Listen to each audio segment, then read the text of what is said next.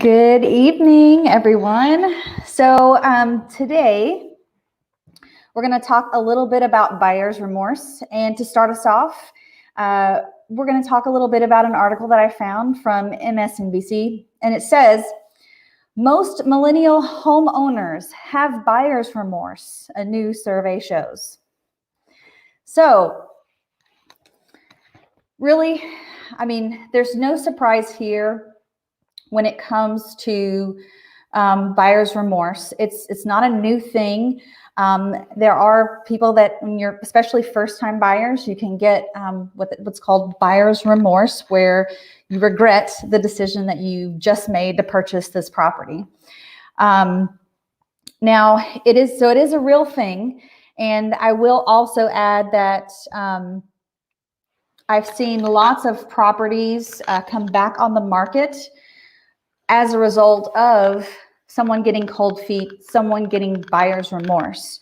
So it is a real thing, which is why I always advise people, if you didn't win in multiple offers, you really need to look into putting in a backup offer for that property, because if the first buyer gets cold feet and backs away, then you are absolutely the next person in line for that property. No ifs, ands, or buts about it. And that can be a great way for you to get into the market without having to compete again with all the other people that are wanting that same property. Now, we're going to talk a little bit about millennials. We're also going to talk a little bit about baby boomers.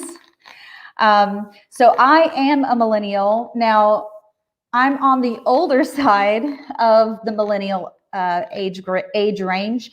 So millennials are going to be that 25 to 40 age range.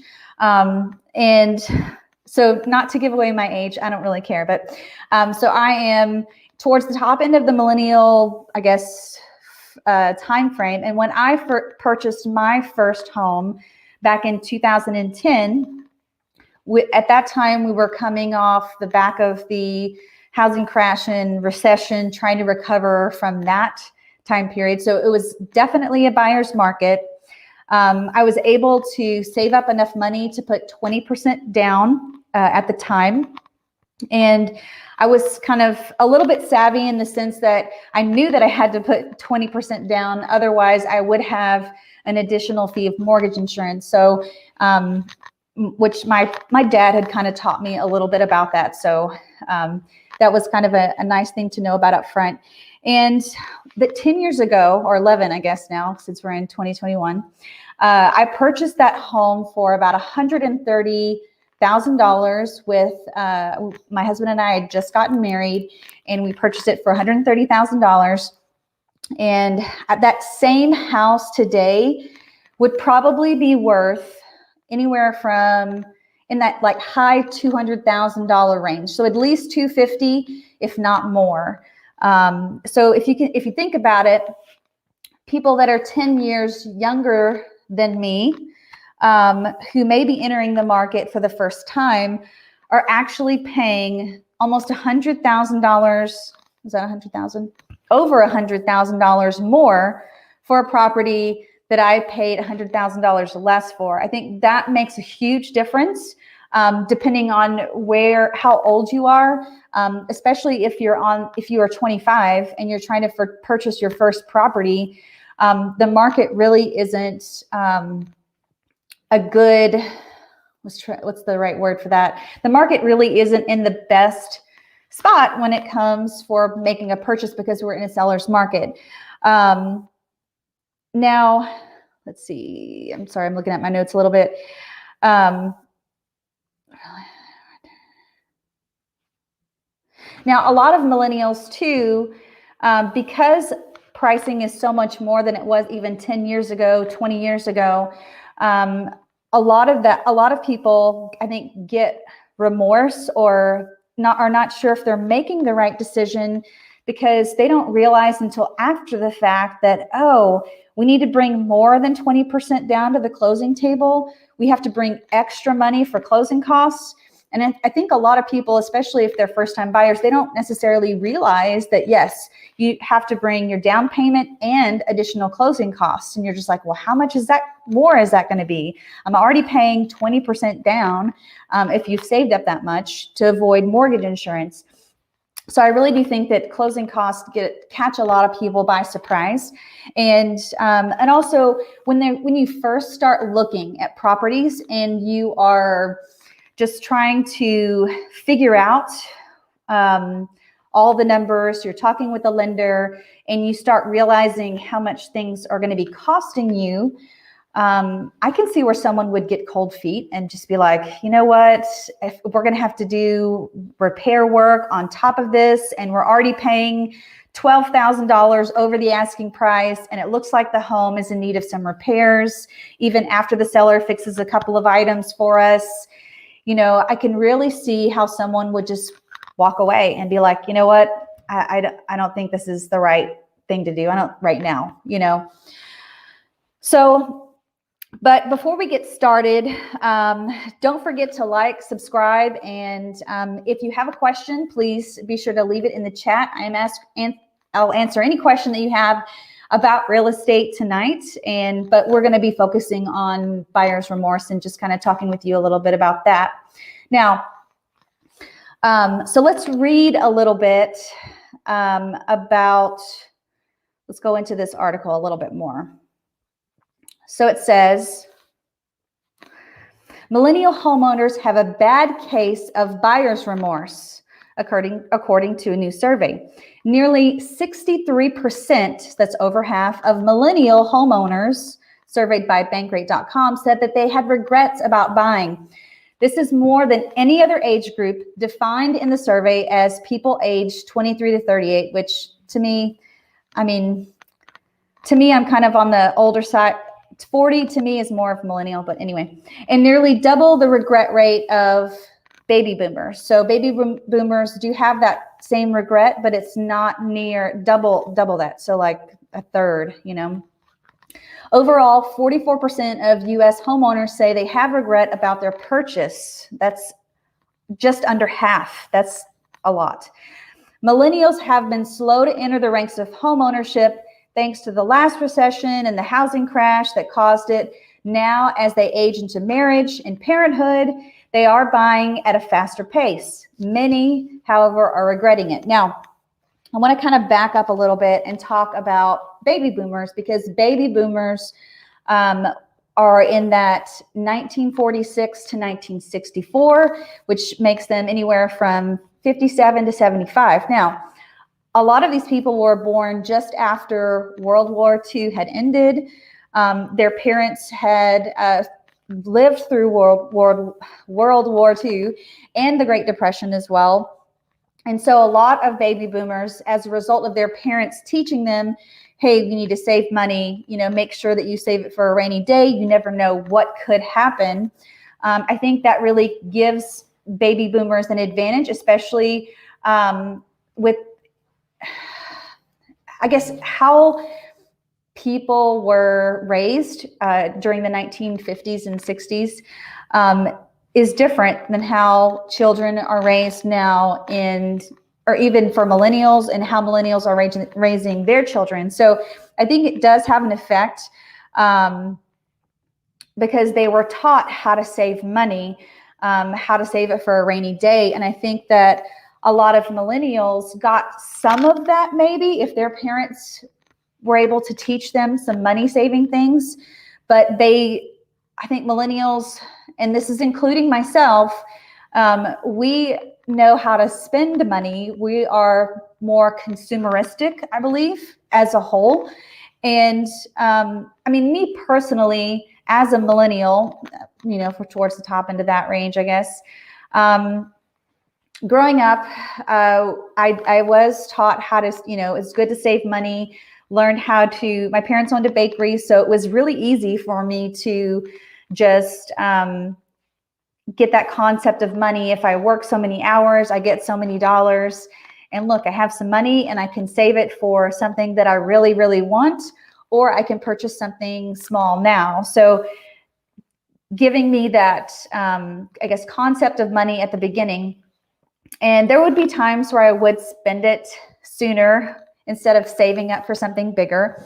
But I think that as, millennials that are younger than me, I don't know if everyone got that lesson. And I think that that's a little bit to why that might have happened.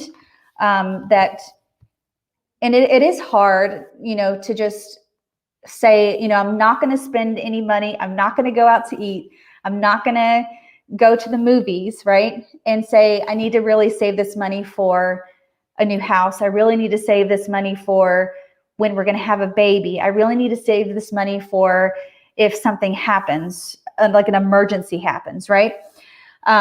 It's very difficult because we are, I think, more tempted nowadays to spend that money on frivolous things, maybe little pieces of enjoyment like going out to eat, or we spend it on a movie that we really want to see in the theaters, which is not really going on right now. I understand that. But I would say that not only is it harder for people to save money now, but it's also another factor is that we have rent rates that are so incredibly high that there's no way to even save enough money to really get to the next step, right? So you get into the trap of this year, my rent is $2,000 a month. Next year, my rent may be $2,100 a month. And every year, you're losing $100 that you could have put aside and saved for a new home purchase. So high rent is playing a huge factor in people's ability to save up enough money to make a down payment on a new property. And I also think that higher property values, like I mentioned earlier, we bought a home for $130,000, and now that home is worth $250,000, maybe $260,000 or $270,000 now. I mean, you're $100,000 more than it was 10 years ago or 11 years ago. Really does make a huge difference when you're trying to enter the market, because think about it. If I had to save up for a $250,000 home 10 years ago, do the math, 250 times 20% is more than 130 times 20%.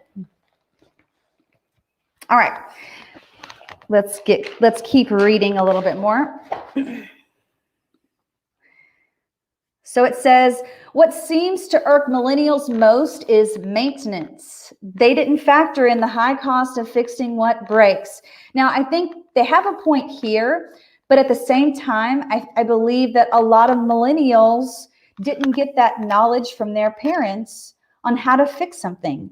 I myself personally don't have the knowledge to fix, if something breaks, especially if it's like part of a dishwasher, or if there's a leak under the sink, or if we start, the door won't close all the way. If I don't know how to fix it and I don't have the time to YouTube it and figure out how to do it, or if it's not an easy thing, or if I have to get special tools and I have to pay someone else,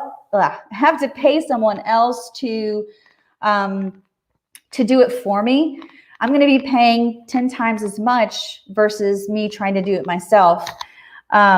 So I think that a lot of millennials have not gotten that knowledge passed down. And I believe a lot of baby boomers did. I really do believe that baby boomers got the benefit of, working with their hands. My grandfather, for example, he owned his own not wood shop, but he did a lot. He was a carpenter. There we go. Trying to figure out the right word. He was a carpenter. He knew how to build anything. He built a bridge between my parents' property and their property, essentially, so that we could pass through easily. He had built many like swings, like porch swings that would swing from a little wooden I guess you could hook it up if you wanted to in the house, but it would just be kind of a standalone swing for the back patio. He could build that. He could figure it out. He could do it. He could build it. And he passed down that knowledge to his children, whoever wanted to learn.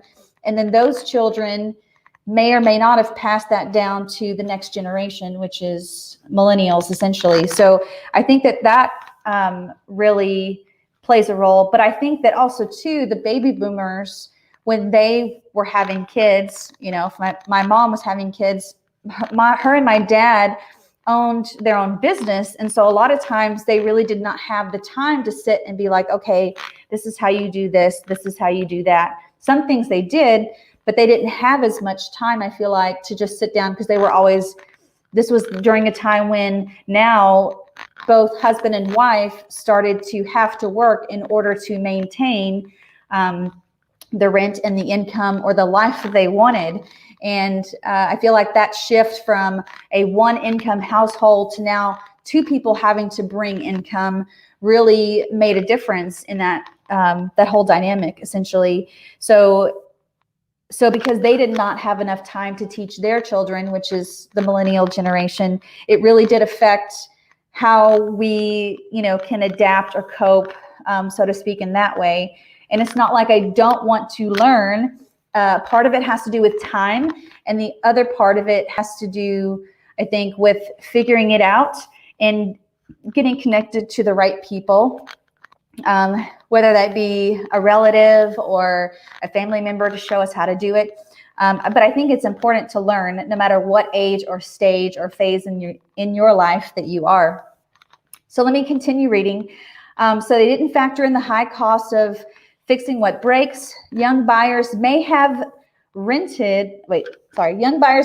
been renters previously and not even considered maintenance, since it was never a factor financially. So if you didn't have to worry about the maintenance before because you were renting an apartment, now that's not something that translates whenever you're buying your first home. You more see home ownership as the next eventual step. After, you know, you get married, you buy a home, like you see it more as the next step versus something that you are wanting to do, I believe. In a lot of cases, I think millennials really struggle. Excuse me. I believe millennials really do struggle with the fact that if you don't want to buy a home and you don't have to buy a home, then I would not buy a home. Don't buy a home just because everyone else is buying a home. This is not a popularity contest. We're not trying to compare who has what and who doesn't have something. If you do not want to buy a home, don't buy a home. It's as simple as that. If you're not prepared for it, if you're not prepared to fix it, then I would not purchase a home. Now, a lot of these buyers, okay, so let's see, not even consider, okay. Repairs and maintenance costs are something that all homeowners face, said Bank Rate Analysis. Consumers should expect to set aside 1% of their home's purchase each year to keep it in a savings account to cover these expenses. Budgeting early on can prevent dipping into emergency savings or going into debt to handle these added expenses. And I agree 100% with this.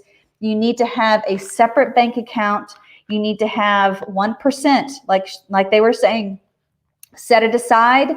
Don't touch it. It's only for your regular home maintenance that you're going to be doing. It could be also, too, if your air conditioning unit is starting to kick out and you have set aside that 1% year over year, you can tap into that fund whenever you need to buy a new heating and air conditioning unit, and it's not going to put so much of a strain on your finances and your way of life. So that is a great tip from this article, probably the best tip of this type of thing. All right, so, okay, we got a couple people watching. So if you're watching and you have questions, please let me know in the chat. Anything about real estate, just let me know. So we're going to continue reading about some of these other regrets, because I think when you're first purchasing a home, these are all things that you really need to do your research on and you really need to consider. So other regrets include the type and location of the home purchased. Now, I thought about this a little bit, and I was thinking, okay, so why would someone regret the type of home, and what are some things they might regret about it? And when I was sitting down and actually was brainstorming with a couple of different people, some of the ladies in my office, and we were talking about, you know what, I wonder if they're regretting that they bought a 2-story, but what they really wanted to purchase was a 1-story. And then I took it a step further, and I was thinking, well, I wonder if the reason that they regret the 2-story is because you have to heat and cool both the upper and the lower level. You have a little bit more maintenance when it comes to a 2-story because you have 2 air conditioning units. If one goes out, you have that expense that you have to pay, or if they both go out, that's double the expense. So I wonder if they had regrets about that, because also too, electric bills, depending on how the home is laid out too, if the home has a lot of big open space, then there might be an issue with, sorry, I'm losing my train of thought. So if there's a lot of big like open space and you're trying to heat and cool, all that heat and cool air is like above you. I mean, it's on you, right? But it's also above you. So you're having to heat and cool a larger space, which is causing your heating and electric bill to be a lot higher than it would if you're just having to heat and cool one level. And people don't necessarily think about that when they purchase a 2-story home over a 1-story home. And the other thing too, especially during the pandemic, I think the yard size is starting to matter more to people. People are wanting a little bit larger space in the back for their kids to run around, to let their dogs go and just run around and get some of that out of their system, those little energy jitters, whatever it may be. But I think more and more people are wanting to enjoy their backyard. And that really shows up in the real estate market as well, because properties that do have larger lots tend to go a lot quicker. Also, properties that have a well-maintained and well-landscaped backyard go quicker. Homes that have a pool in the backyard that makes it feel like an oasis, like an escape, go quicker and for more money as well. So those are all things that if you're thinking about purchasing a home, you need to consider as well. How big is the backyard, and does it really meet the needs for what I'm looking for? Or maybe there are people out there that just don't want the maintenance.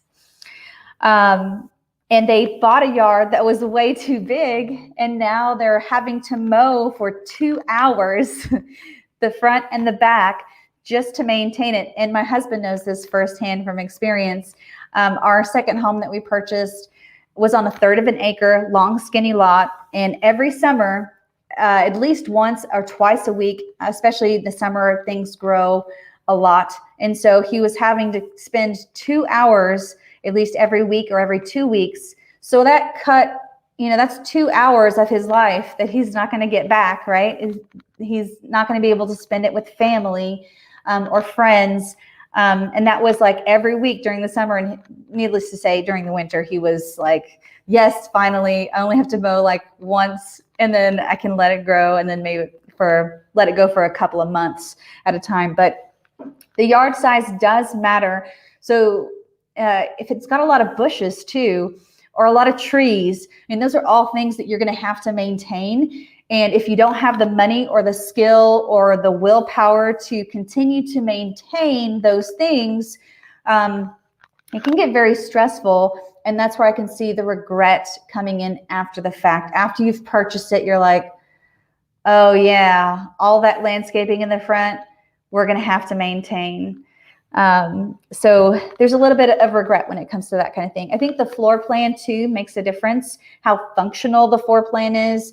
Is it going to be really boxy to where you can't see into the other room where your kids are playing, and or maybe it's you can't see that your child is going up the stairs and then they start tumbling down the stairs and you're like, oh my gosh. So making sure that you have the right floor plan for you, or maybe you really needed that extra bedroom.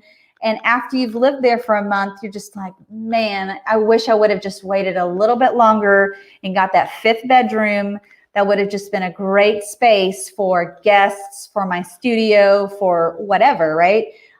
Because every time you purchase a home, you are going to be spending more money. So anything that you can do to cut back on that, I guess, spending would be beneficial to you. So I would recommend that. Or maybe the home that you purchased was too small. Maybe you didn't realize how small 1,300 square feet was, even though it felt okay when there was no furniture in. Now that you have all your furniture in the property, and you're just like, this 1,300 square feet is a little tight, right? Or my furniture that I currently have is too big for the space that, is now too small. Or maybe you bought too much house. I've seen this a lot, to where people will buy properties that are way too big, and they have plans for each of the rooms, but it's just too much space for them to upkeep. And how I always like to look at it is, okay, the less I have to clean, the better. And so the smaller my house is, the more motivated I am to actually clean that space. The larger my home is, the less motivated I am to clean everything, right? So it can get overwhelming if you have too much space and you don't have anyone to help you clean it. Now, another thing that you want to consider is, or that a lot of people may have regret, is the schools. Maybe you did some research on the schools and you thought it was going to be a great fit for you and your child, and it really wasn't, and you're having regrets about your decision on where the home was located. The commute time, well, let's get into the next part. So it talks about, let's see, regrets. Okay, so location and okay, so we're talking this. So all of those were the type of home they bought. Location is the other thing too. So, is it in the wrong school system? Is the commute to your work really not working anymore for you, right? Because you purchased the home and you looked on Google Maps at the 8 o'clock time frame, and you thought that 45-minute commute, you could handle it. But then once you experience it, you're just like, oh my goodness, why did I agree to do a 45-minute commute every day? So I think that that's another place where people can have regrets. I think a lot of times too, people get too excited. You get pre-approved for $350,000. You're like, yes, that's great. And you start looking at properties online, and then you're like, oh, this is a good one. And then you win in multiple offers and you're so excited. And then you don't do as much research because you were just so excited online and you had to make a quick decision. And because that happened, I think you can see why someone might regret the decision that they made. So, and they go on and talk in the article about location. 8% said they bought in the wrong location. I think it's important for you to take your time whenever you're trying to purchase a home. It shouldn't be something that you rush into. And you need to give yourself, I think that's the big thing too. A lot of people don't give themselves enough time to do the research, especially if you're relocating. I mean, that's even harder if you live in the area and you're trying to upsize or downsize or buy your first home. That's one thing. But if you're completely moving from one location to the other, it can be 10 times more difficult because you don't know the area. You're not familiar. You're really having to heavily depend on the real estate agent that's helping you, or heavily depend on friends or family that live in the area for information and anything that you can just get your little hands on. So, and it says some of the problems may stem from millennials being much more likely to use social media in their home searches than any other generation. More than 57%, guys, that's a lot, do just that, which is 3 times the rate of both Gen Xers and baby boomers, according to a recent survey, both Porch, a home repair and renovation website. Only about 30% of millennials even visited their desired neighborhood to look at homes listed for sale. Oh my goodness. Never, ever, ever. I mean, if you don't have a friend or a family member that can go in for you and let you know what the neighborhood is like, it's so important. You could love the house, but the neighborhood could be not so good. Let's just say that. And I think that it's important for you to drive around that neighborhood during different times of the day. Drive around the neighborhood at night, drive around the neighborhood first thing in the morning, drive around the neighborhood on the weekends, drive around the neighborhood when school's just about to let out. It's so important for you to love the community and to love the neighborhood, that should really supersede what really the house has to offer, because you can change certain things about the house, but you can't change the neighborhood. So that's super important, because that will help you avoid, I think, buying in the wrong location. But 30% didn't even visit the neighborhood. That just, ugh. All right, so a recipe for disaster. Let's kind of wrap this up a little bit. Today's buyers have the benefit of low mortgage rates, but strong headwinds of high home prices, which is kind of what we talked about earlier.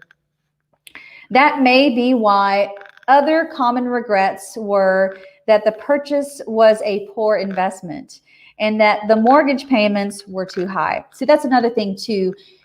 When you get pre-approved for a loan, you have to realize that the lender is looking at your gross income. They're not looking at your net income. They're looking at your gross income.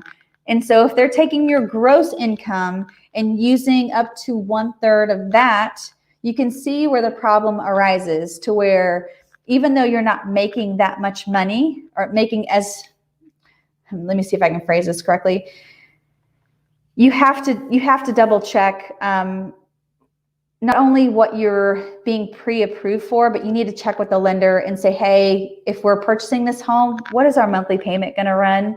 Just to give me an idea of where it's going to fall. And some may push back and say, well, we need the house and blah, blah, blah. If you can just give them an idea, say, look, okay, let's find a house in McKinney, and tell me, what's my monthly payment going to look like? And approach it from that perspective, you'll be a lot better off. You'll know upfront what you're going to be expected to pay every month for your monthly mortgage, and there won't be any surprises when you see, oh, I'm paying $23,000. I didn't realize that. Can I afford this? I don't know. So those are all things to consider. The other thing to think about is if you get pre-approved, and you can get pre-approved on one spouse's income, that is probably the best thing that you can do, because then you really can look at your maximum amount just for one spouse, because you know that you're also bringing in an income as well. And so if you're just looking at your spouse's income and that's all that they're pre-qualifying you with, then to me, that's a good sign. And that tells me that you can probably afford, because, if you're bringing in extra income along with your spouse. And the other thing too that's beneficial about looking on just one income versus two is that if something happens, and heaven forbid you get sick, your spouse gets sick, you still are going to have enough money to make that mortgage payment. And I think that's where a lot of people get confused and get it mixed up when it comes to pre-approval. So make sure you're asking those questions, and that way you're not surprised. So taking on a large mortgage payment that you can comfortably handle, Okay, let's back up. So taking on a larger mortgage payment than you can comfortably handle is a recipe.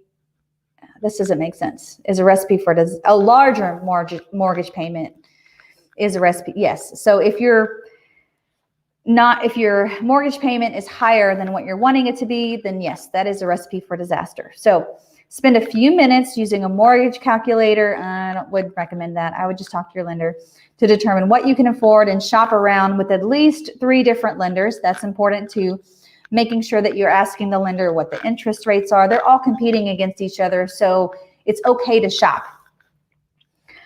There are ample options for potential buyers online to research rates, calculate payments, and understand what type of loan would be best. Yes, there are tools online. A lot of the regret might be alleviated by more work up front, and I 100% agree with that statement right there. It is super important to do the research up front and not to just do it because your friend is doing it. So still part of the American dream is this last part. It says, despite all the regret, a full 79% of Americans still consider home ownership part of the American dream, according to Bankrate. Unfortunately, millennials struggle most with the burden of a student loan debt, absolutely, and are more than three times as likely as older Americans to blame that debt for sidelining them from home ownership. Yes, I can see where they're coming from. A lot of whenever we bought our first home, my husband had some student loan debt that he was trying to pay off, and I didn't have any at the time, so we were fortunate in that piece of it financially. So I can't imagine if both of us had student loans and we're trying to pay them off. And with student loans are awful. I mean, if you miss a payment, man, that hits your credit hard, slams it hard, and it prevents you from purchasing a home. It prevents you from even renting a property in a lot of cases too. So student loan debt is nothing to mess with for sure. And I can see where they're coming from how frustrating that might be. All right, so now it's debatable how student loan debt is playing into millennial options, because presumably the reason why they're in student loan debt is because millennials have invested in their education, which over time means higher wage growth, and they can move into professional jobs, says Neela Richardson. So in previous decades, there has been a positive correlation between home ownership and student loan debt. Now, high rents are also keeping, as we talked about earlier, high rents are also keeping some from saving for a down payment. Absolutely, positively. And home prices have been rising faster than wages. Yes, wages have still not caught up. And they're only causing more roadblocks essentially to the process. So I believe there are more struggles and roadblocks for millennials to actually get into a home now, and especially with it being a super strong seller's market everywhere, not just here in Texas, it's everywhere. I think that it's another roadblock for millennials. I mean, millennials just can't get a break, it seems like, especially if you're 25 now and you're trying to purchase a home. I mean, it's tough. The home ownership rate for those under 35 was just 36.5%. Under 35. I'm in that upper 35 category, 36%. Wow. And that's of the last quarter of 2018, compared with 61% in the 35 to 44 range. Yep, I'm in that range.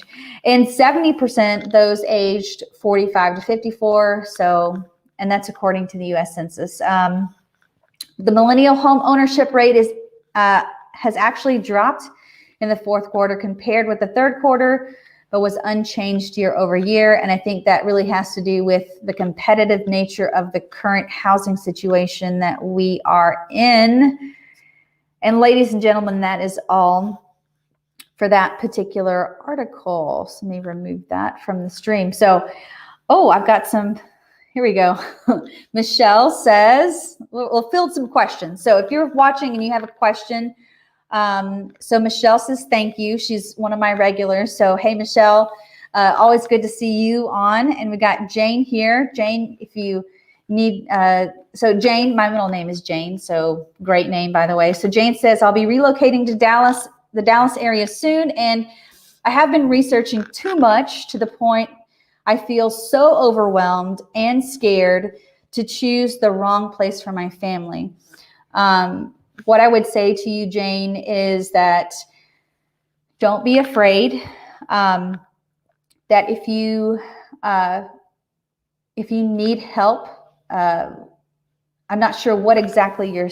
Okay, she's got. So you need to look at your fears and kind of process through each one and figure out, is this the right time for you or not? Because it's not the right time for everyone to enter the housing market. I mean, if you're not ready, you're not ready, and that's okay. I would say too much research is actually a good thing. So I wouldn't just completely write that off. What you're doing is the right thing. Research is good. And then she says, goes on to say, especially school districts, I feel like McKinney is out of reach for me at $470, I think, $1,000 is what she's referring to. Oh yeah, and then she says 470. Yeah. So when you look at, and we were actually talking about this at our office today, inventory levels are super, super low in McKinney right now. I want to say as of yesterday, only 5 homes came on the market, and that's super low. The super low inventory is causing multiple offers around every corner, and it's not just in McKinney, it's in other cities as well. So what I would say to you is there are other options. New construction is still an option, especially in North McKinney. There are still some new construction options there. I would also look to other areas too that are not as, that have more inventory. That's going to be the key thing. You can find anything with your inventory, and you can do research for the schools and still be able to make it work. So if you have, I would say that I've heard good things about the Melissa and the Anna school district, which is not that far away from McKinney, especially if you're wanting to be in that area. It would also, you would also want to ask yourself, why do you want to be in McKinney? Do you want to be in McKinney because I make videos about McKinney? Or do you want to be in McKinney because you need to be close to family, because you need to be close to work? So I would evaluate all of those questions and really take a look at why McKinney for yourself. Because McKinney is a great place to live, but I would still take a look at why McKinney and be open to other areas is really what I would say. And then Michelle's saying, yes, Flower Mound is a great school district. Yes, Michelle, I agree with that 100% because we moved from, so Flower Mound is in Louisville ISD, and we used to live in North Louisville, and we were zoned to Marcus High School, which is another great school district. So Louisville ISD is a good school district. So that Louisville includes Flower Mound, Louisville, and Highland Village. Those are kind of the 3 little smaller cities that encompass Louis. Oh, and then parts of Carrollton as well will go to Louisville, or are there within Louisville ISD. So I'd take a look at those options. Michelle, thank you again. Always a great contributor to the chat. And then Jane says, is it true that Melissa has a problem with the smell that comes from the landfill? I would say probably. So I do have a map as to where that's located. You don't want to be too close to it. That would just be a matter of driving and figuring out where the landfill is located and how far away you need to be from that landfill as to if you're going to purchase in Melissa. But yes, that's a great point. And that's one of the regrets that some people have. Maybe they bought too close to a railroad track, or they bought right next to a landfill. There's another one in Carrollton that if you're not careful, you will purchase a home, or you could get sucked into purchasing a home there. Parts of Castle Hills, which is a really nice area, which is a part of Carrollton, used to actually be a landfill, and they actually, took out the landfill and they started building properties on top of it. Not everybody knows that. The other thing is that I think on the Garland-Rowlett border, there is another landfill as well. So yes, make sure you look out for where landfills are located, and the property that you're interested in, or even the new build community that you're interested in, is far enough away from that to where it's not going to affect you, your family, or your resale value. So that's all important. Thank you, Jane. That's a great question. And then she says, I looked everywhere: Prosper, Wiley, Salina, and Melissa. Thanks for the tips below. Yes. So those are all great areas. I've shown homes in those areas. I've substitute taught in Wiley. I have friends that have taught in Salina, and Prosper is also very top rated as well when it comes to the schools. And then I've heard good things about Melissa, and then, yeah, but she says thanks. So thank you, Jane. Does anybody else have any questions before we wrap this up? I hope this was just me today, and I was trying to make it exciting with my article that I found. It was a good read, and I thought that it would be very helpful for people looking, especially first-time buyers, to see what mistakes other people have made when it comes to that home purchase. So if no one has any more questions, thank you all so much for stopping by here tonight, and hopefully we'll see you next week. Next week, I'm gonna try to actually jump back on Tuesday. Yesterday, I had some family situation to deal with, and so I wasn't able to do a Tuesday night. I'm gonna try to continue to do every Tuesday night. If you need to reach me directly, my phone number and contact information are going to be in the description below. So if you have any additional questions after you're watching the stream, feel free to connect with me there, and have a good Wednesday night, and just relax, and it'll all work out. So talk to you all later, and I'll see you. Bye.